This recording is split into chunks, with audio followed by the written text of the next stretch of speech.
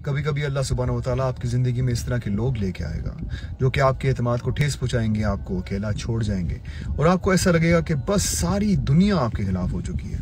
लेकिन होता क्या है कि अल्लाह सुब्हानहू व तआला आपको इस सिचुएशन में इसलिए लेके आता है क्योंकि वो आपको अपने करीब करना चाहता है। वो आपको बताना चाहता है कि जब कोई भी नहीं होता तो मैं होता हूँ, जब कोई भी नहीं तुम्हारे साथ होता तो मैं सुनता हूँ, जब कोई भी तुम्हारे दुखड़े सुन के तुम्हें अगर तुम्हारा मजाक उड़ाता है तो मैं इस तरह नहीं करूँगा अगर मेरे साथ तुम अपने दुख शेयर करोगे तो।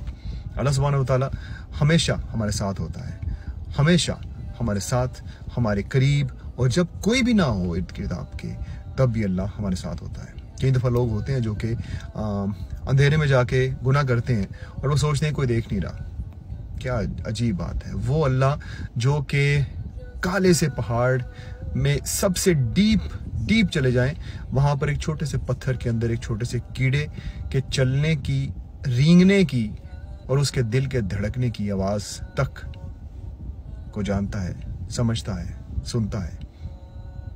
तो क्या एक कमरे को बंद करके हम क्या समझते हैं कि अल्लाह ताला से हम छुप जाएंगे? अल्लाह सुब्हानहू व तआला हमेशा वहीं होता है।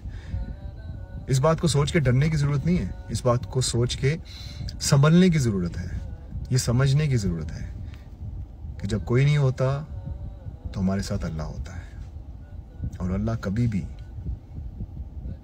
भी हमें लेट डाउन नहीं करता, हमेशा हमारा साथ देता है। बस हमने कोशिश ये करनी है कि हम एक अच्छे इंसान बन के रहें और जो भी काम करें अच्छी नीयत के साथ करें।